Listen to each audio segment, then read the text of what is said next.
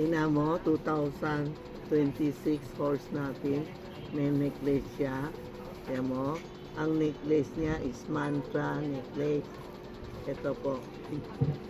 Ito ang mantra necklace, no? Yan. Saan ka pumupunta?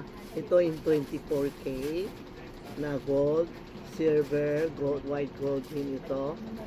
Paksuot mo, baka matakot na saan ka pumupunta, hindi maganda ang lugar o may dumi, suot mo for protection ka, no? Ganun ang suot natin sa mga anak mo o baby mo. Pwede din, lalagay mo, may malalagayan tayo kung saan tayo pupunta for safety, no? Silver ito, ha. Tapos pag binuksan natin, bubukas to, eh. Yan, ha. Bubukas natin. Ito, pwede lagay mo prayer o iba nilalagay ng abo ba? Yung sunog na abo o iba lalagay ng asin. Tapos, ito, alisin mo. Ganun mo. 2 use yan.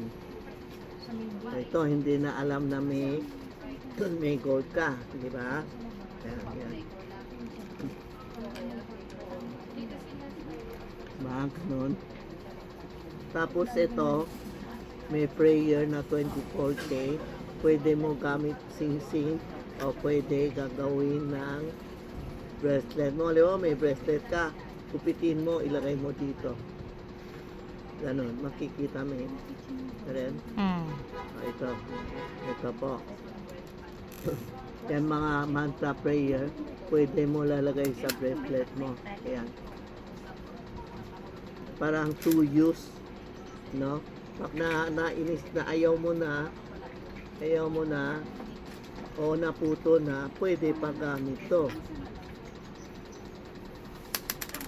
Babalik natin.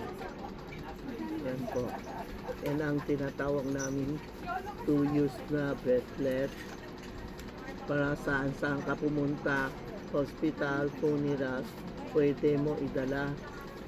Kasi may prayer siya, 24K yan. Tingnan nyo.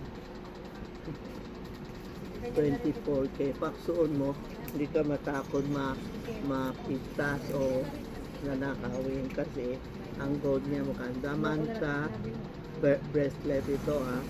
Dami dinalagay niya yung abo ba? Tatay na abo niya, no? Dinalagay dito. Iba asin, iba may wishes pwede mo lagay dito. Palagi suot mo.